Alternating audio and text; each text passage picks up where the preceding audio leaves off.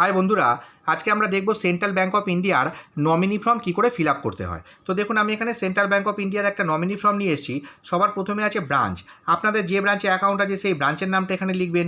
এরপরে বলেছে আই বা উই, এখানে অ্যাকাউন্ট হোল্ডারকে তার নাম লিখতে হবে। তো অ্যাকাউন্ট হোল্ডার প্রথমে আপনাদের নাম লিখবেন, একটু স্পেস দিয়ে টাইটেলটা লিখে দেবেন ক্যাপিটালে। যদি সিঙ্গেল অ্যাকাউন্ট হয় তাহলে একজনের নাম লিখবেন, যদি জয়েন্ট অ্যাকাউন্ট হয় তাহলে দুজনের নাম লিখবেন। তারপরে একটা কমা দিয়ে আপনাদের বাড়ির বর্তমান ঠিকানাটা এই লাইনে লিখে দেবেন। তারপরে বলেছে central bank of India branch, যে ব্রাঞ্চে আপনাদের অ্যাকাউন্ট আছে তার নামটা আরেকবার এখানে লিখবেন। এরপরে বলেছে নেচার অফ ডিপোজিট, মানে আপনারা কী ধরনের অ্যাকাউন্টের সাথে নমিনি যুক্ত করতে চাইছেন, সেভিংস অ্যাকাউন্ট না কারেন্ট অ্যাকাউন্ট না ফিক্সড ডিপোজিট অ্যাকাউন্ট না রেকারিং ডিপোজিট অ্যাকাউন্ট। আমার ক্ষেত্রে সেভিংস অ্যাকাউন্ট, তাই সেভিংস লিখলাম। আপনাদের যে ধরনের অ্যাকাউন্ট সেটা আপনারা এখানে লিখবেন।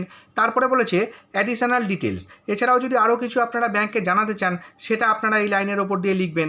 তারপরে বলেছে নমিনি নেম অ্যান্ড অ্যাড্রেস, সবার প্রথমে নেম, যাকে আপনারা নমিনি হিসাবে যুক্ত করতে চাইছেন প্রথমে তার নাম লিখবেন, একটু স্পেস দিয়ে টাইটেলটা লিখে দেবেন ক্যাপিটালে। তারপরে অ্যাড্রেস, এই লাইনগুলোর মধ্যে দিয়ে নমিনি ঠিকানাটা লিখে দেবেন।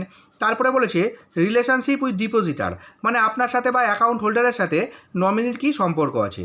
আমার ক্ষেত্রে বাবা, তাই ফাদার লিখলাম।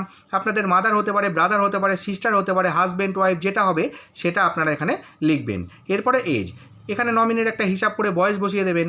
তারপরে বলেছে if nominee is a minor his date of birth, যদি নমিনির বয়স 18 বছরের নিচে হয় সেক্ষেত্রে আপনাদের নমিনির জন্মের তারিখটা এখানে লিখতে হবে। আর যদি নমিনির বয়স 18 বছরের নিচে হয়, নিচে এই যে কলমটা আছে এখানে বলা আছে নমিনির বয়স 18 বছরের নিচে হলে আপনাদের তৃতীয় কোনো ব্যক্তিকে এই অ্যাকাউন্টের সাথে যুক্ত করতে হবে, যে ওই 18 বছরের নিচে নমিনির পরিবর্তে দরকার হলে টাকা তুলতে পারে। যদি আপনাদের সেরকম হয় তাহলে যাকে যুক্ত করবেন প্রথমে তার নাম লিখবেন, তারপরে তার ঠিকানা লিখবেন এবং এরপরে তার বয়সটা লিখে দেবেন। আর যদি নমিনির বয়স 18 বছরের ওপরে হয় তাহলে এই কলম আর এটা এগুলো ফিল আপ করার দরকার নেই। এরপরে বলেছে প্লেস, আপনারা যেখানে থাকেন সেই জায়গাটার নাম এখানে লিখবেন। এরপরে ডেট, যেদিনকে আপনারা ফর্মটা ফিল আপ করে ব্যাংকে জমা করবেন সেই দিনকার ডেটটা দিয়ে দেবেন। এরপর এদিকে বলেছে সিগনেচার বা থাম্ব ইমপ্রেশন অফ ডিপোজিটার, এখানে অ্যাকাউন্ট হোল্ডার একটা সাইন করে দেবেন। সিঙ্গেল অ্যাকাউন্ট হলে একজন করবেন, যদি জয়েন্ট অ্যাকাউন্ট হয় তাহলে দুজন বা তিনজন করবেন।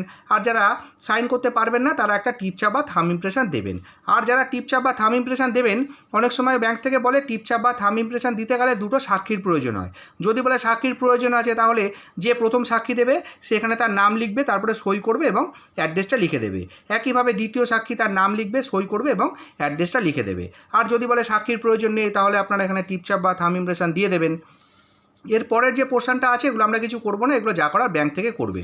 তো আপনারা এইটুকু ফিল আপ করবেন, এইভাবে ফিল আপ করবেন। আর একদম ফর্মের ওপরে যে অ্যাকাউন্টে আপনারা নমিনি যুক্ত করছেন সেই অ্যাকাউন্ট নাম্বারটা এখানে লিখে দেবেন। আর এর সাথে যদি কোনো ডকুমেন্ট চায় তাহলে সেই ডকুমেন্টে জেরক্স করে এই ফর্মের সাথে অ্যাটাচ করে জমা করে দিলে আশা করি আপনাদের সেন্ট্রাল ব্যাংক অফ ইন্ডিয়ায় নমিনি ফর্ম জমা হয়ে যাবে। তো ভিডিওটা যদি ভালো লেগে থাকে তাহলে অবশ্যই একটা লাইক করবেন, শেয়ার করবেন আর আমার চ্যানেলের সাথে থাকবেন। ধন্যবাদ।